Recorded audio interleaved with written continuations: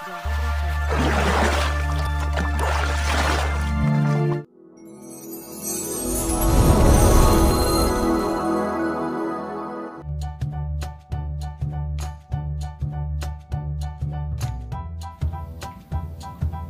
Bismillahirrahmanirrahim. Assalamualaikum warahmatullahi wabarakatuh. Pada kesempatan kali ini kita akan belajar di kelas 5, pelajaran yang kedua, yaitu materi mengenal nama Allah dan kitabnya. Adapun submateri yang akan kita bahas adalah mari mengenal Allah Subhanahu wa Ta'ala. Nah, tetapi sebelumnya, bagi kamu yang belum subscribe, silahkan subscribe dulu ya. Pencet tombol like, kemudian. Oke, sekarang kita akan lanjutkan ke pembelajaran yang pertama ya, yaitu mari mengenal Allah Subhanahu wa Ta'ala. Nah, coba diperhatikan gambar ini. Di sini ada seseorang ya, yang sedang memberikan sedekah. Nah, apa katanya ya? Kita dapat mengenal Allah dengan berbagai cara. Nah, jadi mengenal Allah itu melalui berbagai cara ya, bukan hanya satu cara. Nah, apa saja caranya?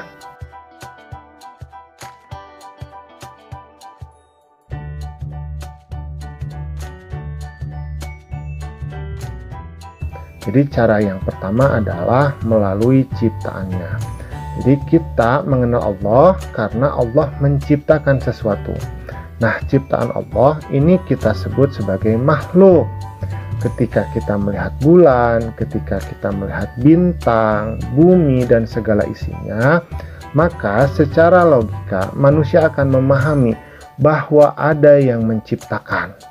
Nah, karena itu yang menciptakannya siapa? Pastinya yang menciptakan itu adalah Sang Pencipta atau Tuhan, yang kita kenal sebagai Allah. Kemudian yang kedua adalah melalui Al-Quran. Allah mengirimkan berbagai nabi, kemudian di antara para nabi tersebut ada yang diberikan kitab suci. Nah, kitab suci penyempurna dan terakhir yang Allah kirimkan adalah Al-Quran. Maka di dalam Al-Quran Allah menjelaskan segala sifatnya. Allah itu Ar-Rahman, Allah itu Ar-Rahim, ya. Nah, melalui hal-hal seperti ini atau melalui Asmaul Husna, kita mampu mengenal Allah dan mampu mengenal sifat-sifat Allah. Kemudian yang ketiga adalah melalui Asmaul Husna. Nah, Asmaul Husna ini adalah nama-nama Allah. Jadi ada 99 nama Allah. Jadi yang bisa kita ucapkan. Jadi kita boleh memanggil Allah dengan Ar-Rahim, misalkan dengan memanggil Allah dengan menyebut As-Somad, misalkan. Nah, melalui Asmaul Husna ini kita mampu mengenal sifat-sifat Allah. Jadi mengenal Allah itu bisa kita lakukan dalam 3 cara. Yang pertama melalui ciptaannya, yang kedua melalui Al-Quran, yang ketiga adalah melalui Asmaul Husna. Nah, kemudian ini Bapak pengemisnya berbicara. Kata Bapak pengemisnya, Asmaul Husna adalah nama-nama yang menjelaskan sifat-sifat Allah yang indah lagi baik. Nah, jadi arti dari Asmaul Husna, Asma itu artinya nama, Husna artinya baik. Jadi Asmaul Husna artinya adalah nama-nama yang baik yang dimiliki atau yang menjelaskan sifat-sifat Allah. Kemudian sekarang kita akan mempelajari beberapa Asmaul Husna ya. Jadi tidak semuanya, hanya beberapa saja. Yang pertama adalah Al-Mumit. Nah, apa arti Al-Mumit? Al-Mumit itu artinya adalah Allah yang Maha Mematikan.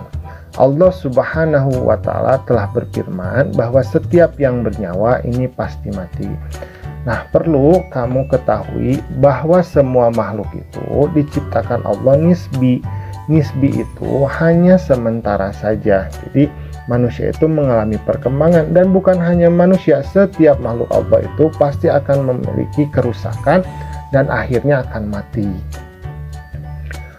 Kemudian sifat yang akan kita pelajari yang kedua adalah Al-Hayyu. Nah, Al-Hayyu ini artinya yang maha hidup, mengandung arti bahwa Allah Subhanahu wa Ta'ala ini hidup kekal selamanya dan yang memberi hidup kepada makhluknya. Nah, Allah sendiri adalah hidupnya itu kekal selamanya, jadi tidak akan pernah mati. Dan Allah juga yang memberikan kehidupan kepada setiap makhluknya. Nah, misalkan kita sebagai manusia, dulu kita tidak ada, nah sekarang kita ada, kita menjadi hidup. Nah, ini karena sifat Allah yaitu Al-Hayyu. Kemudian ada Al-Qayyum. Nah, Al-Qayyum ini artinya yang maha berdiri atau yang maha mandiri, mengandung arti bahwa Allah itu berdiri sendiri untuk selama-lamanya. Jadi Allah tidak memerlukan bantuan apapun dari siapapun. Berbeda dengan makhluknya, kita sebagai seorang manusia ini selalu membutuhkan bantuan orang lain. Misalkan kita berpakaian, kita tidak bisa membuat pakaian kita sendiri. Kita bersepatu, kita tidak bisa membuat sepatu kita sendiri. Bahkan kita pun ketika kita makan nasi itu ditanam oleh orang lain. Itu artinya bahwa manusia itu tidak mampu berdiri sendiri. Tetapi Allah itu maha mandiri, maha berdiri sendiri, yang kita kenal sebagai Al-Qayyum. Kemudian sifat yang akan kita bahas selanjutnya adalah Al-Ahad. Ini mengandung arti bahwa Allah itu Maha Esa. Jadi Allah itu adalah Tuhan kita satu-satunya. Jadi tidak ada Tuhan selain Allah.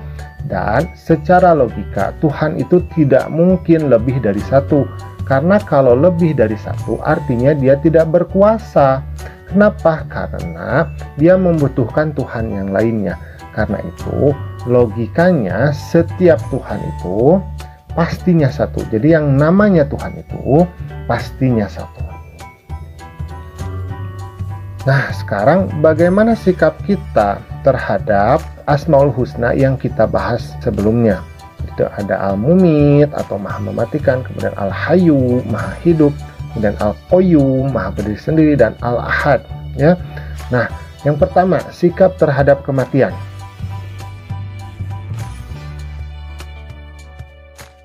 Jadi kematian bukanlah sesuatu yang ditakuti, akan tetapi kematian adalah tangga menuju kebahagiaan abadi.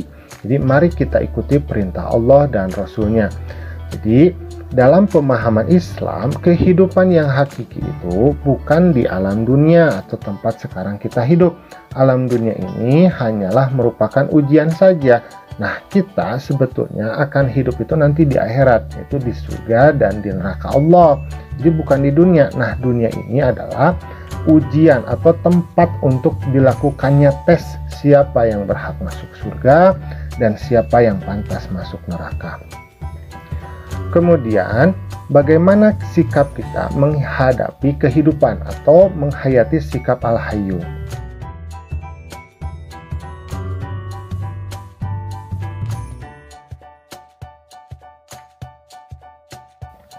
Jadi kita harus bersyukur terhadap kehidupan, memelihara kehidupan, dan mencari rezeki yang sudah disediakan oleh Allah. Jadi manusia itu tidak boleh ingin mati, justru dia itu harus ingin hidup, harus memperjuangkan kehidupannya. Bersyukur terhadap apa yang telah Allah berikan kepadanya, dengan belajar, dengan bekerja, ya, nah, seperti itu. Kemudian sikap terhadap kemandirian atau sikap terhadap Asmaul Husna Al-Qayyum. Nah, hidup tidak selalu bergantung kepada orang lain. Hidup harus punya semangat mandiri dalam segala situasi dan kondisi. Jadi kita tidak boleh menjadi parasit, ya. Parasit itu orang yang selalu menggantungkan hidupnya kepada orang lain, ya. Nah, kita tidak boleh, kita harus berdiri sendiri, mandi sendiri, makan sendiri. Apa yang bisa kita lakukan sendiri, itu kita lakukan. Terkecuali hal tersebut itu tidak mampu kita lakukan, maka kita memberikan kesempatan kepada orang yang lebih mampu. Nah, kemudian sikap terhadap keesaan Allah Subhanahu wa Ta'ala. Jadi ada beberapa hal. Yang paling utama adalah tidak menyekutukan Allah dengan sesuatu apapun. Senantiasa berdoa kepada Allah. Kita juga harus mandiri dalam berusaha. Nah, jadi yang pertama ini sangat penting sekali, ya. Jadi tidak boleh kita menyekutukan Allah dengan sesuatu apapun, menyembah selain Allah, ya.